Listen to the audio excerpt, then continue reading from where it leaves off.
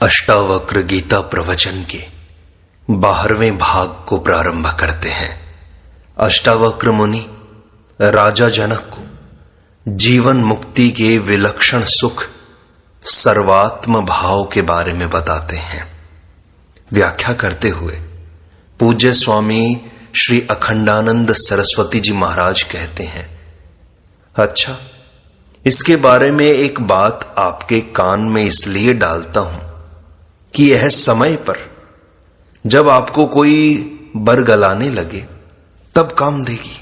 ध्यान देना, हमारे वैदिक धर्म के अनुसार ज्ञान होने के बाद जीवन मुक्ति का विलक्षण सुख क्या है? जीवन मुक्ति का विलक्षण सुख है सर्वात्म भाव।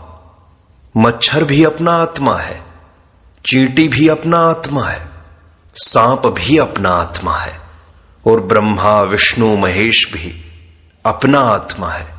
ईश्वर परमेश्वर भी अपना आत्मा है। कोटि कोटि ब्रह्मांड भी अपना आत्मा है।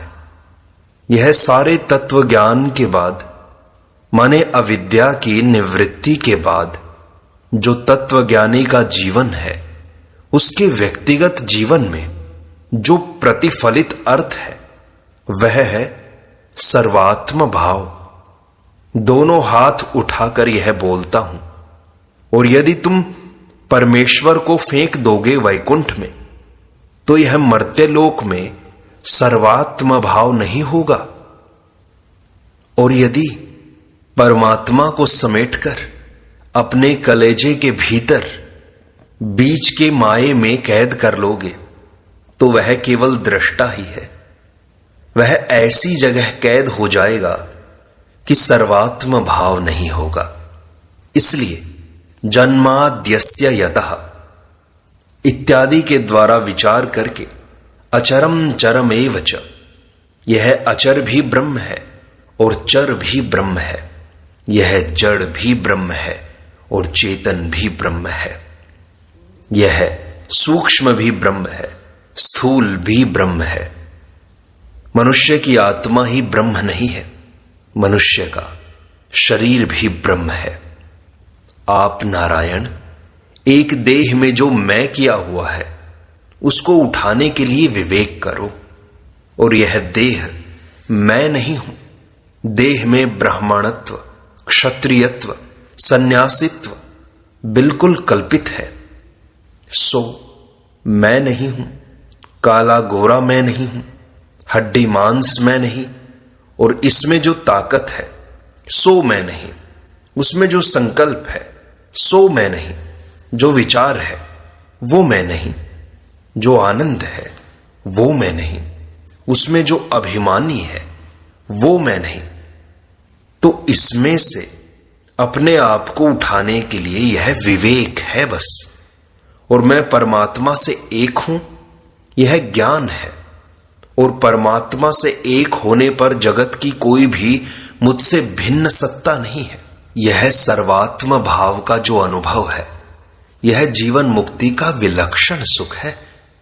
कभी कभी हम संकोच कर जाते हैं कि फक्कड़ी बात हम तुम लोगों को ना सुनाएं, लेकिन कभी सुनने को मिलती नहीं और बहकाने वाले दुनिया में बहुत ज्यादा हैं।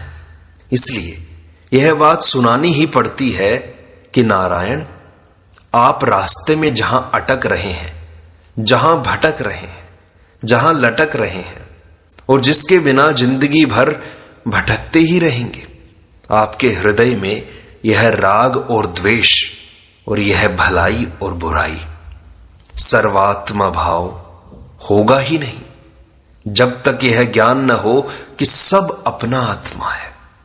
योगी को सर्वात्म भाव हो ही नहीं सकता, क्योंकि इसने तो संसार को छोड़कर समाधि लगाई है। सांख्य को सर्वात्म भाव नहीं हो सकता, उसने तो विवेक करके प्रकृति के दृश्यों से अपने को अलग किया है। भक्त को सर्वात्म भाव हो सकता है, पर कब हो सकता है इस पर विचार करना चाहिए। जब वह अपनी बुद्धि को ईश्वर में लीन कर देगा।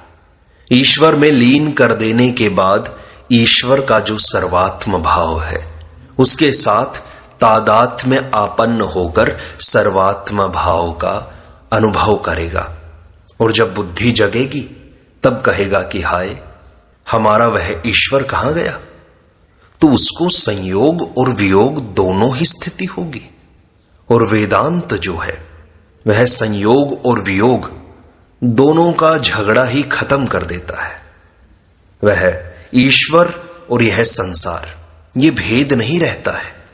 अपने आत्मा में आत्म रूप से सब प्रतीत हो रहा है।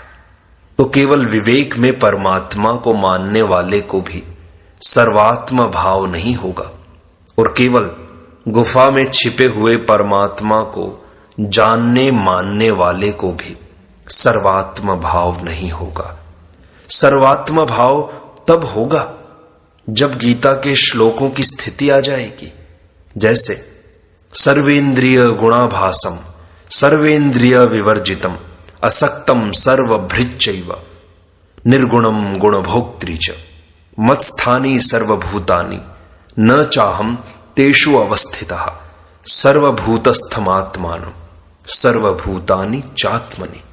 जब यह बोध होगा, यो माम पश्यति सर्वत्र सर्वं च मयि पश्यति तस्याहं न प्रणश्यामि स च मे न प्रणश्यति सर्वभूत स्थितं यो माम भजत्येकात्मावस्थितः सर्वथा वर्तमानोऽपि स योगी मयि वर्तिते। अतः जब तक यह सर्वात्म भाव उपलब्ध नहीं होता, तब तुम्हारा दृष्टापन भी झूठा है और तुम्हारा सृष्टापन भी झूठा है। जहां तक दृष्टापना और सृष्टापना दोनों अलग अलग रहेंगे, तब तक दुख की आत्यंतिक निवृत्ति नहीं होगी। इसलिए मुक्त एवासि सर्वदा, अधिष्ठान का ज्ञान होकर स्वयं प्रकाश सर्व अवभासक जो आत्म तत्व है, यही सर्वाधिष्ठान ब्रह्म है। जब यह ज्ञान होगा तब तो सच्चे अकर्ता, सच्चे अभोक्ता, सच्चे मुक्त हो जाओगे। मुक्त एवासि सर्वदा, इस पर थोड़ा ध्यान दे। क्या एव सर्वदा, दोनों पर ध्यान दो। तुम कर्म बंधन से मुक्त हो, तुम भोग बंधन से मुक्त हो, माने कर्मगत धर्माधर्म और भोगगत सुख दुख, इन दोनों के साथ तुम्हारा कोई संबंध नहीं है। वह बेवकूफी है जहां आदमी अन्य से अपने को सुखी दुखी, पापी पुण्यात्मा स्वीकार कर रहा है। तो मुक्त एव का अर्थ हुआ कि तुम मुक्त ही हो जाओ नहीं, तुम मुक्त हो। असी का अर्थ है हो और एव का अर्थ है ही, मुक्त ही हो। अर्थात तुम जो अपने को बद्ध मानते हो वह तुम्हारा भ्रम है। बोले कि अच्छा, अब तो हम महाराज आपकी कृपा से मुक्त हो गए, आपका उपदेश श्रवण करके मुक्त हो गए, इससे पहले तो बद्ध थे। बोले कि नहीं, वृत्ति सारूप्य काल में भी जब तुम मन के साथ मिलकर अपने को पापी पुण्यात्मा सुखी दुखी मान रहे थे, तब भी मुक्त ही थे। और अविवेक काल में भी तुम मुक्त ही थे, अज्ञान काल में भी तुम मुक्त ही थे। मुक्त होने पर भी तुमने अपने को बद्ध माना। इसलिए अष्टावक्र जी कहते हैं मुक्त एवासि सर्वदा। देखो क्या मजेदार बात है, इसके बिना आप निर्द्वंद्व नहीं हो सकते। सारे द्वंद्वों से, सारे बंधनों से, सारी परेशानियों से छूट नहीं सकते। दुनिया का कोई बड़े से बड़ा शहंशाह इसके बिना निर्द्वंद्व नहीं हो सकता, नहीं हो सकता, नहीं हो सकता। बड़े से बड़ा विद्वान, बड़े से बड़ा साहूकार, बड़े से बड़े ब्रह्मा विष्णु महेश, यदि उनका यह सिद्धांत है तब तो बहुत बढ़िया। और यदि इस सिद्धांत से वे पृथक हैं तो वे नारायण द्वंद्व से रहित नहीं हो सकते, बंधनों से छूट नहीं सकते। वे भी पाप पुण्य, कर्तापन, भोक्तापन से मुक्त नहीं हो सकते। यह सिद्धांत है, यह तत्व है, यह किसी पर लागू हो और किसी पर लागू न हो, ऐसी बात नहीं है। यह वस्तु मूलक है, भाव मूलक नहीं।